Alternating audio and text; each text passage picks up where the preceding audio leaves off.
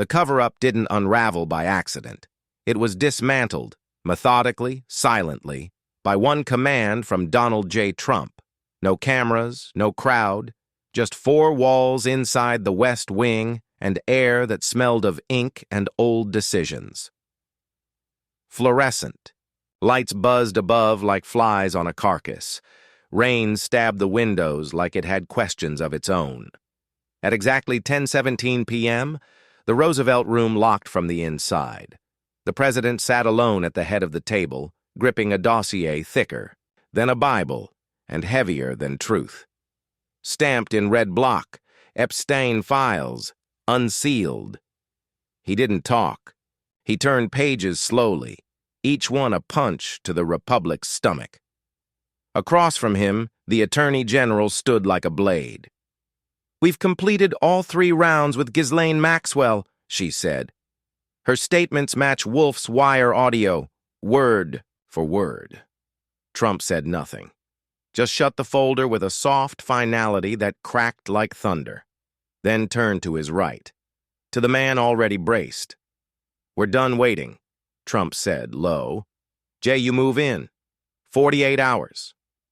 J.D. Vance didn't blink. He moved like a man already prepped for battle. A staffer handed him a sealed envelope wrapped in crimson tape. The paper felt warm, like it had been kept under a bulb where secrets sweat. Reclassified by PUS was printed across the top like a challenge. Trump stood. A shuffle, a scrape of his shoes. Then he paused beside Vance, hand gripping the back of his chair. "They buried this for 20 years, Trump said. You dig?" Then he left. No ceremony, just consequence. Vance rose, straightened his cuff, and walked without a glance back. The envelope didn't leave his hand. A second aide tried to tail him. Vance lifted a single finger. No. Outside, the storm had turned feral. The wind hissed through the colonnade like a warning. A black Suburban waited, headlights carving him out of the mist. An agent opened the rear. Vance didn't flinch. He took the front passenger seat himself. One thing traveled with him: the envelope. In the corner, typed in all caps: transfer. To Senate oversight, immediate. That was history's pivot. Not Epstein's arrest, not his death. But this quiet handoff in the rain, where no camera rolled and no spin existed. Across the Potomac, a quieter storm gathered. Not wild, but rehearsed. At 6:12 a.m., Senator Sheldon Whitehouse's secure line buzzed. 5 words, no greeting, no context. Just Whitehouse activated Epstein order, Vance incoming. He didn't respond. He didn't need to. His spine straightened like a man who knew the walls were finally closing in. Behind him, Jefferson's bust watched as irony inked a new memo. His staff moved like a hive, curtains drawn, phones killed, war room mode engaged. An aide burst in, breathless, waving Wolf's latest transcript. One sentence underlined in red. Whitehouse didn't read it twice, just whispered, "If this hits the floor, we lose the timeline. Control." The sacred word, a comms advisor offered a surgical strike. Roll out the Palm Beach photos, suggest, don't accuse, let implication do the damage. Whitehouse raised a finger, not to silence, but to guide. "We don't attack," he said. "We remember, and we ask why no one else does." He scribbled something on a legal pad, sharp enough to be quoted. Transparency, if delayed, is deception. He didn't believe it, but he knew how to weaponize it. The media machine spun up instantly, anchors ready to act impartial, narratives ready to be contextualized. The directive was surgical. Prep Palm Beach, no flames, just smoke, enough to choke. And then, 48 hours later, the hammer fell. A Senate chamber packed to suffocation. C-SPAN rolled. Fox hunted for posture. MSNBC for smirks. Tom Cotton, chairing, tapped the gavel once. The oxygen shifted. "The committee is now in session," he said. Vice President Vance will deliver emergency testimony. No cheers. Just held breath. Vance rose. Calm, controlled, the kind of stillness only chaos creates. He placed a single folder on the desk, raised his right hand. I swear to tell the truth. No theater. Just wait. Cotton nodded. Senator Whitehouse, proceed. Whitehouse didn't waste a second. If transparency is your goal, he began, velvet in his venom, why was this release delayed by 3 full weeks? Vance didn't flinch. Redactions required careful cross-verification to protect victims. That takes time, Whitehouse smiled, a snake in cufflinks. So, not hesitation, just diligence? Exactly, Vance replied. We're untying a knot others let rot. The room stiffened. One senator's chair creaked. Intentional, calculated. Then Whitehouse played his card. A document slid across the table, unstamped, unclassified, unfamiliar. This memo, he said, dated 3 weeks ago, links delay to political fallout. Vice President, care to explain? He wasn't asking. He was cornering. Vance tapped the folder once. A draft isn't policy. Speculation isn't evidence. And we don't redact to protect power. We redact to shield survivors. On the Democratic bench, glances traded like stocks. GOP senators looked away. Cotton didn't move, but the wind had shifted. Sheldon pressed harder, hand firm. Mr. Chairman, he said, I request to present a visual. Cotton nodded. Lights dimmed. A screen descended. Then it flashed. Trump-Epstein, 2002, Mar-a-Lago, mid-toast, mid-laugh, mid-lie. Curious, Whitehouse mused. 3 years before Trump banned Epstein. So when exactly did concern override comfort? Vance stayed, calm. There were no charges then. When there was cause, there was consequence. Strange, Whitehouse countered, because in your released DOJ files, there's no trace of that consequence. No memo, no record, no policy enforcement, nothing. A staffer slipped something to press row. Seconds later, headlines drafted themselves. CNN bar updated. Trump-Epstein photo sparks timeline questions. Whitehouse leaned back. No victory in his posture, just calculation. It's strange how often documents vanish when they don't fit the narrative, he said. Vance didn't bite. He waited. Measured, quiet. Then Sheldon delivered his payload. A second file, light, unmarked, dangerous. This, he said slowly, is a DOJ memo, dated last month, marked preliminary. My question is, did this change before or after reclassification? Vance. Before, standard internal prep, not public protocol. Whitehouse smiled, slow and sharp. Fascinating, he said. So, transparency now means editing in the dark, then flipping on the lights? He flipped the file. Read a line. Incresum, attended gathering. Palm Beach, 1999.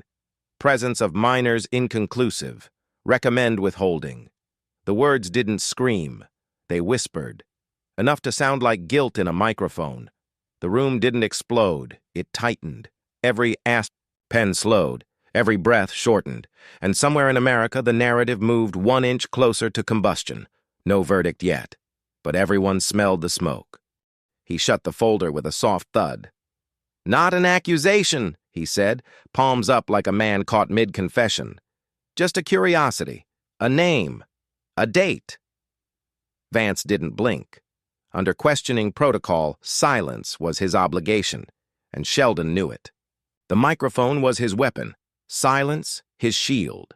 Then, from the left flank of the dais, a voice slid through like smoke from a fire not yet seen. Is there anyone in this administration? A Democratic senator asked, the tone laced with implication, who prioritizes preserving reputations over uncovering facts? No name was spoken, but none were needed. This wasn't a probe. It was a performance, a trap baited not with truth, but hesitation. And the longer Vance held his silence, the more it looked like guilt. Cameras zoomed. MSNBC updated the chyron. A Fox News producer muttered, "They're cornering him." No gavels cracked, no objections rose. Cotton sat like a statue, not indecisive, calculating. Because this wasn't a courtroom anymore. It was a minefield. Sheldon leaned in, his voice velvet-lined but sharp. It's astonishing what gets edited in Washington. Facts, timelines, memories. Vance didn't twitch, his jaw locked. He stared forward like a man watching a fire build behind glass. Reporters typed like stenographers at a sentencing. The narrative had shifted. This wasn't about Epstein anymore. It was about control, about whether silence was defense or confession, and then Sheldon pulled the pin. No preamble, no glancing at staffers. Just a single page, held with two fingers like a piece of rot. "This," he said, holding it aloft, "is a 2005 statement from a former FBI agent. It details a phone call requesting a delay in an Epstein-related witness interview. The caller? An attorney for Donald Trump." He set the page down, eyes drilling. Into Vance. "Mr. Vice President, do you have knowledge of this event?" Vance's response came without pause. "I've reviewed no record verifying that claim." Sheldon's voice dropped. "Is that a denial or a refusal to verify?" The jab was in the tone, not the words. A ripple moved through the chamber. A faint applause broke from the back row. Cotton struck like a whip. "This is a federal hearing. The gallery will maintain decorum." The room stilled, but the moment had passed. The headlines had already written themselves. Trump linked to Epstein delay. FBI memo fuels new scrutiny. Vance raised a finger. "Chairman, I request time to respond." Sheldon raised his hand before Cotton could nod. "Under committee rules, statements conclude after inquiry unless extended by vote." It was surgical, by the book, devastating. Cotton hesitated, then nodded. "Request denied. 10-minute recess." The gavel struck. Chairs scraped back. Reporters bolted. Outside, cameras roared awake. Sheldon descended like a man who'd already written the press release. He didn't smirk. He didn't need to. He'd landed a blow that couldn't be answered. Vance sat frozen. Standing up would have looked like retreat. Sitting still looked like resolve. Behind him, aides whispered, phones buzzed, flash polls surged. One declared, 71% say Vance is hiding something. But what the country didn't know was that the fuse Sheldon lit wouldn't burn Vance. It would burn the wall behind him. The room hadn't cooled. It thickened, curdled. The gavel fell again. Cotton's voice rang. The hearing resumes. "The witness is granted response time." Vance stood. "No notes, just a single page." "This," he said calmly, "is a sworn deposition by journalist Michael Wolff." He held it up. "In 2006, Epstein claimed Donald J. Trump tipped off Palm Beach police about him in 2004. Silence. Cotton. "Is this verifiable?" Vance. "Attached DOJ record confirms. Original signature. Dated. Filed for Congressional review 3 weeks ago." He raised a second page. DOJ seal shimmering. The cameras zoomed. Reporters froze. No one posted. Vance continued. "This proceeding has implied that silence equals guilt. But what's been buried isn't Trump's actions. It's what he stopped and who tried to keep it buried." The room shifted. Vance's voice dropped a notch. "They buried this, but the victims didn't forget. And they weren't buried." No one moved. No one coughed. Then Vance raised another page. 2009. From Bradley Edwards, counsel for over 70 Epstein victims. He read aloud. "Donald J. Trump was the only high-profile figure who returned my calls, cooperated, fully, and never needed a subpoena." He set it down. "Edwards' signature, authentication seal, verified." Sheldon stirred. "Is this documentation confirmed?" Vance didn't flinch. "It already has been." Cotton reviewed. Entered into record. No objections. No whispers. No spin.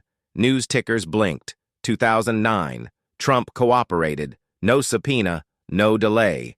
Vance turned to Sheldon. If transparency is the mission, you picked the wrong villain. The line landed like a hammer. Sheldon said nothing. Cotton let the weight sink. No rush. No pivot. A reporter quietly closed their notebook. Headline dead. Cotton. Any objections from the committee? None.